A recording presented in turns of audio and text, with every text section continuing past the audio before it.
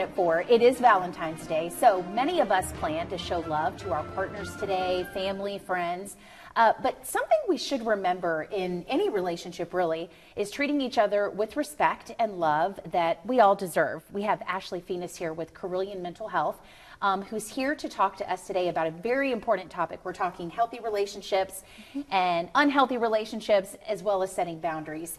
Thanks for coming on the show today, Ashley. Thank you for having me. Yes, I think this is really a good topic, whether you're dating, single, or married, and have been married for years. This is something we can all incorporate. So let's first talk about, give us some examples of healthy relationships and then some examples of unhealthy relationships. Of course.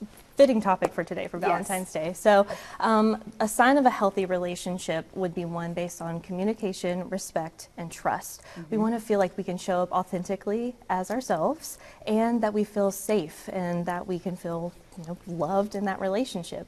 It is important to note that relationships don't have to be romantic too. This is in any dynamic you're involved in. Sure. So partnerships, friendships, right? family, even parents, like your relationship with your children.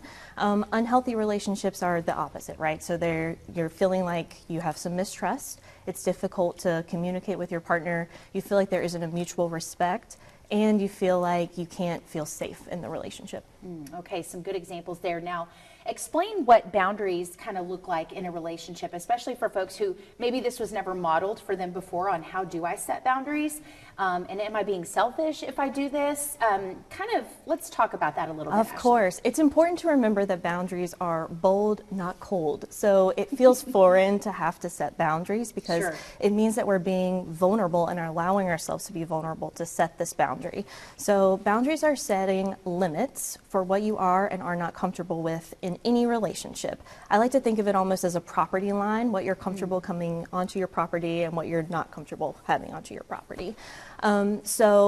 Boundary, it's important to also note that boundaries are just for us. Only we can set our boundaries. No one else can set a boundary for us. Yeah, because it's based on our values. Sure. So, and I think too, experiences, like maybe what we've been through can set boundaries. So how can someone actually set boundaries in their relationships as far as family and friends? Because this might look a little bit different. Yes. With your mom or your best friend or even at work. Oh, for sure. So relationships and boundaries with family and friends are probably the most vulnerable to set because they've known us the longest. Sure. So it feels very foreign to have to set a limit kind of abruptly. But again, bold, not cold. So we want to say something that is happening within this relationship. I want to make sure that I'm stating my values to you, you're meeting my values, and you're respecting my values. So with family or friends, that could look like, setting limits to prioritize time with family when you really want to go out with your friends, but you know what your value is time by yourself. So we need to spend time with family. So we need to advocate for that.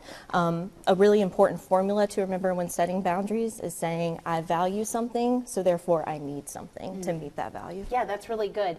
Now, if someone's setting boundaries in a current or future romantic relationship, I guess you did kind of explain how we can implement those, but therapy services that you guys offer at Carilion, how can we kind of take part in this? Because you seem like you know some good stuff, Ashley.